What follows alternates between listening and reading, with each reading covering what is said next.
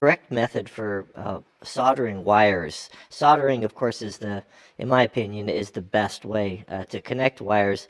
Many of us kind of maybe default to these little guys. We've seen these little automotive style connectors in there, and well, they're not great.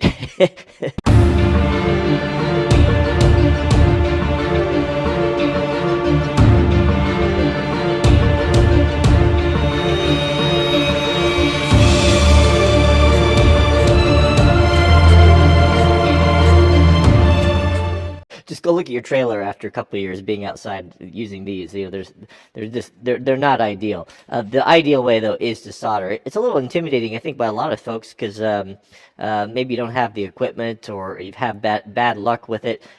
I'll show you how easy this is to do with just a tiny handful of tools. And I'll show you. Let's go into the kit right now. Process here. Do yourself a favor and get a couple of these alligator clips. That you don't have to have those fancy stands. You know, if you're just doing this once in a while, take 2 alligator clips and clamp them in your vise like this. Now, some of these alligator clips have a pretty tight spring on them, so take some shrink tubing on the ones you're going to keep in your kit and just melt it on there, and that way they won't mess up your wire. And this is going to hold things securely, and you're just going to get a whole lot better job.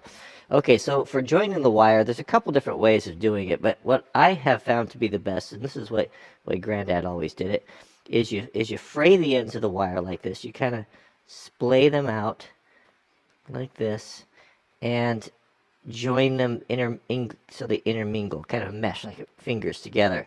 Pinch one side like this here, and start bringing everything together, and then twist. Twist this side here, and then twist this side over here like that,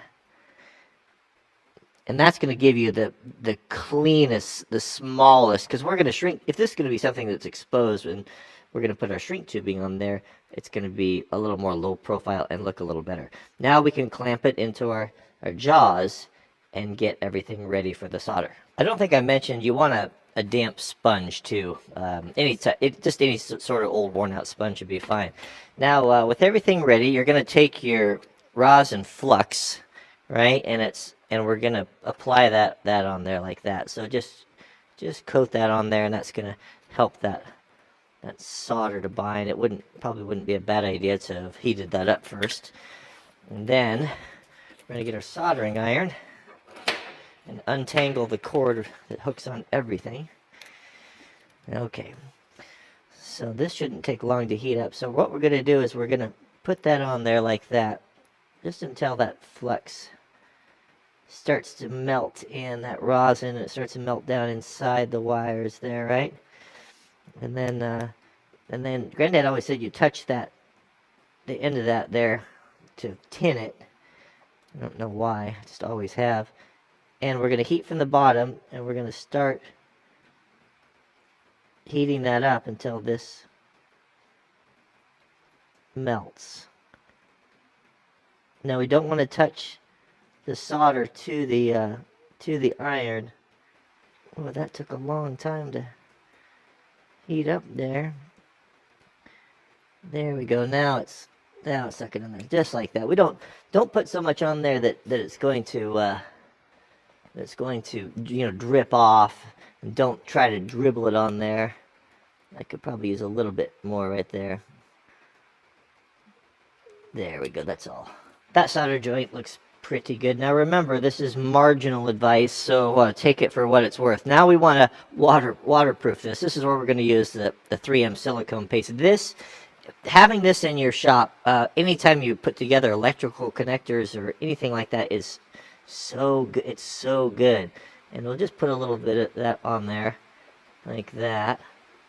And then now we're going to do our shrink tubing. Now I'm going to use a piece of clear shrink tubing just so you can kind of see what's going on and what a great connection that this is.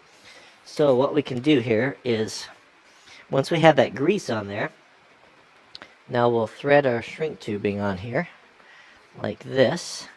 And try to be careful when it is to hold that, not to scrape all that silicone grease off there, and just place it like that. Now your shrink tape's going to shrink on the ends about 10%. So I'm always pretty liberal with that, and give myself plenty of tubing.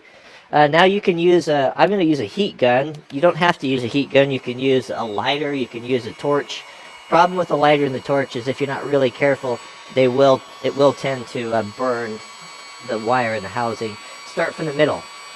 You're going to start from the very middle, and you'll see that that's starting to shrink right there. And then work to the outside edges.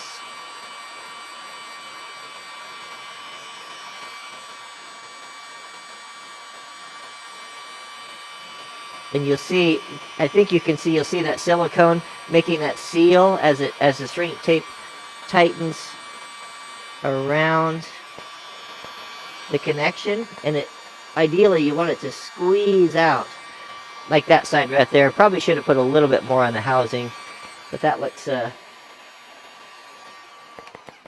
pretty good right there actually.